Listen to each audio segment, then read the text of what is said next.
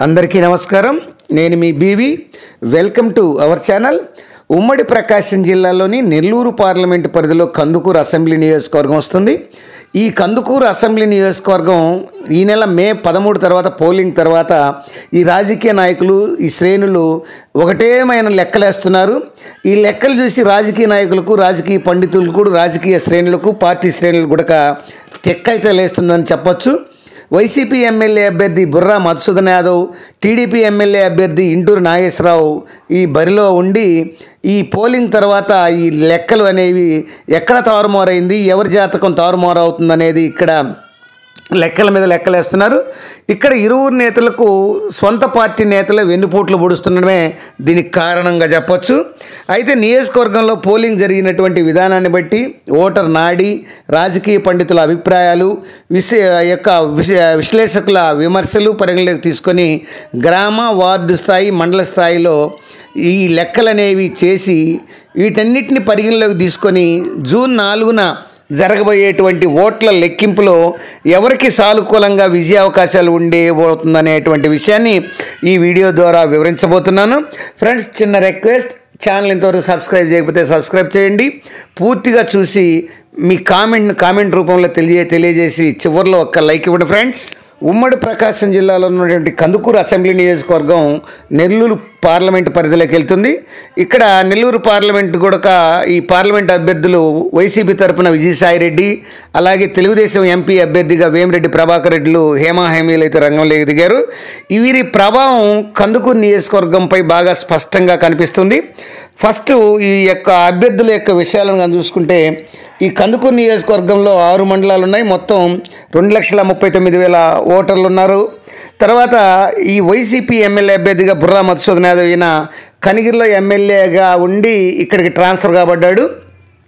ఇక్కడ ఈయనకు ముఖ్యంగా డ్రాబ్యాక్ ఏంటంటే వెన్నుపోట్లు ఈ వైసీపీ ఎమ్మెల్యే అయినటువంటి మానుగుంట మహేందర్ రెడ్డి చేయకపోవడము, తర్వాత కొంత అప్పటికప్పుడే వచ్చి నియోజకవర్గంలో పెద్దగా క్యాంపెయిన్లని నిర్వహించకపోవడము, ఇట్లాంటివన్నీ ఈ యొక్క బుర్రా మధుసూదన్ యాదవ్ కొంచెం మైనస్గా చెప్పొచ్చు.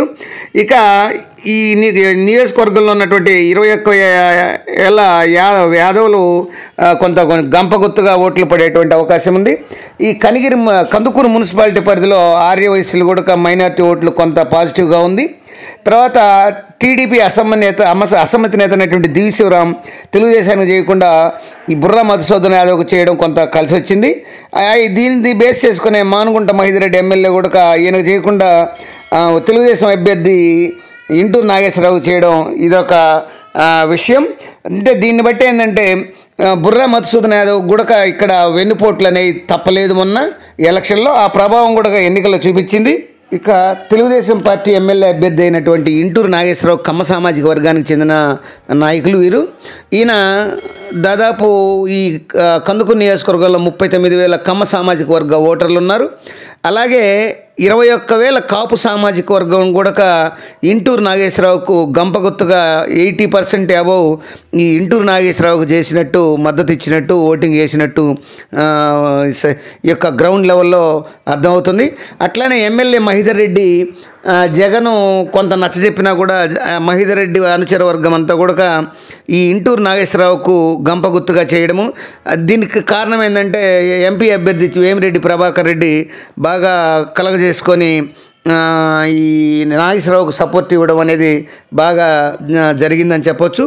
అలాగే అసమ్మతిగా ఉన్నటువంటి ఇంటూరు రాజేష్, అంటే ఇంటూరు నాగేశ్వరరావు సోదరుడు, ఈయన కూడా కలిసిపోయి ఇంటూరు నాగేశ్వరరావుకు మద్దతు పలకడం కొంత కలిసి వచ్చే విషయం. అట్లానే ఈ తెలుగుదేశం పార్టీలో ఉన్నటువంటి మాజీ ఎమ్మెల్యే దివి శివరాము ఈ యొక్క ఇంటూరు నాగేశ్వరరావుకు వ్యతిరేకంగా చేయడము, వెన్నుపోటు పడడము. ఇతను ఈ దివి శివరాం వచ్చేసి బుర్రా మధుసూదన్కు సపోర్ట్ చేయడంతో అంటే 2 పార్టీల్లోనూ వెన్నుపోట్లు అనేవి కామన్గా జరిగింది.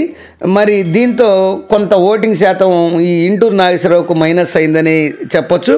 టోటల్గా నువ్వా నేనా అన్నట్లు ఇంటూరు నాగేశ్వరరావు కానీ, బుర్రా మధుసూదన్ యాదవ్ కానీ మొన్న జరిగినటువంటి మే 13 జరిగినటువంటి ఎన్నికల తర్వాత ఈ రాజకీయ నాయకులు మరియు విశ్లేషకులు, పండితులు వేస్తున్నటువంటి లెక్కలు అనేది చెప్తుంది.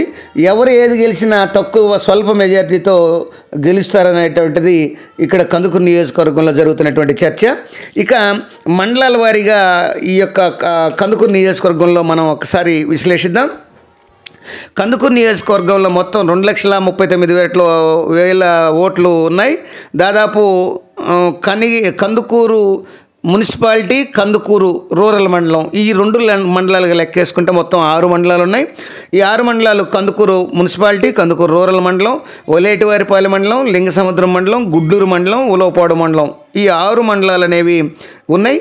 ఈ ముందుగా ఈ కందుకూరు మున్సిపాలిటీ పరిధిలోకి తీసుకుంటే, కందుకూరు మున్సిపాలిటీ పరిధిలో ఫస్ట్ ఈ యొక్క పోస్టల్ బ్యాలెట్లు కానీ చూసుకుంటే దాదాపు 3,000 దాకా ఉన్నాయి.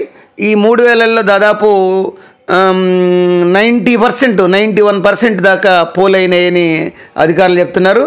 అంటే దీన్ని బట్టి చూస్తే ఈ యొక్క ప్రభుత్వ వ్యతిరేకత ఓటు అనేది ఈ ఉద్యోగస్తుల్లో బాగా కనపడుతుంది. కాబట్టి ఈ దాదాపు 2,500 ఓట్లలో దాదాపు 1,500కు పైగా ఈ యొక్క పోస్టల్ బ్యాలెట్ ఆధిక్యత యాంటీ గవర్నమెంటు అయినటువంటి తెలుగుదేశం కూటమి అభ్యర్థికి పడేటువంటి అవకాశాలు ఉన్నాయని కొంత లెక్కలు స్పష్టంగా అర్థమవుతున్నాయి. ఇక కందుకూరు టౌన్ మున్సిపాలిటీ పరిధి తీసుకుంటే గతంలో తెలుగుదేశం పార్టీకి ఇక్కడ వైసీపీ పార్టీకి ఇక్కడ 5,000 మెజార్టీ వచ్చింది గత ఎన్నికల్లో. అదంతా పోను ఒక 500, 600 యొక్క వైసీపీకి ఇక్కడ మెజార్టీ వచ్చేటువంటి అవకాశం ఉందని లెక్కలు చెప్తున్నారు.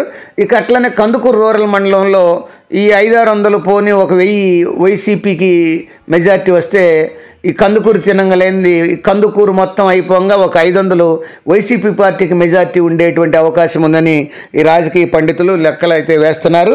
ఇక ఒలేటివారిపాలెం మండలం తీసుకుంటే ఈ ఒలేటివారిపాలెం మండలంలో మరియు లింగసముద్రం మండలంలో ఈ 2 మండలాల్లో కూడా తెలుగుదేశం పార్టీకి బాగా పట్టున్నటువంటి మండలాలు. ఈ ఒలేటివారిపాలెం మండలంలో గంపగుత్తుగా తెలుగుదేశానికి వన్ సైడ్ పడేటువంటి గ్రామాలు ఈ ఒలేటివారిపాలెం కానీ లింగసముద్రం కానీ 2 మండలాల్లో ఉన్నాయి. ఈ కమ్మ సామాజిక వర్గానికి చెందినటువంటి ఓటర్లు ఈ ప్రాంతాల్లో ఎక్కువగా ఉన్నారు. కాబట్టి ఈ ఒలేటివారిపాలెం మండలంలో తెలుగుదేశం పార్టీకి దాదాపు ఒక 5,000 నుంచి 6,000 దాకా మెజార్టీ రావచ్చు అనేటువంటి అభిప్రాయం కూడా వ్యక్తమవుతుంది. అలాగే ఈ ప్రభుత్వ వ్యతిరేకతోటి బాగా క్యాష్ చేసుకున్నారు, ఓట్లు బాగా పడ్డాయి, ఓటు పర్సంటేజ్ పెరిగింది. కాబట్టి ఈ లింగసముద్రం మండలంలో ఈ ఒలేటివారిపాలెం లింగసముద్రం మండలంలో ఈ యొక్క బాగా తెలుగుదేశానికి మెజార్టీ వచ్చే అవకాశం ఉందని చెప్తున్నారు. ఇక లింగసముద్రం మండలం కూడా చూసుకుంటే ఒక 3,000 నుంచి 3,500 దాకా తెలుగుదేశం పార్టీకి ఆధిక్యత వచ్చేటువంటి అవకాశాలు ఉన్నాయని ఇక పరిశీలకులు మరియు లెక్కలు అనేది వేస్తున్నారు. టోటల్గా ఒలేటివారిపాలెం లింగసముద్రం ఈ 2 మండలాలు తీసుకుంటే 8,000 దాకా తెలుగుదేశం 8 నుంచి 9,000 దాకా తెలుగుదేశం పార్టీకి మెజార్టీ వచ్చేటువంటి అవకాశాలు స్పష్టంగా ఉన్నాయని ఈ రాజకీయ వర్గాలు పండితులు అయితే చెప్తున్నారు. జరిగినటువంటి వాస్తవం కూడా ఓటర్ నాయుడు కూడా అట్లనే ఉందని అర్థమవుతుంది. ఇక గుడ్లూరు మండలం తీసుకుంటే గుడ్లూరు మండలంలో కొంచెం వైసీపీకి పాజిటివ్గా ఓటింగ్ నమోదైందనేటువంటిది అర్థమవుతుంది.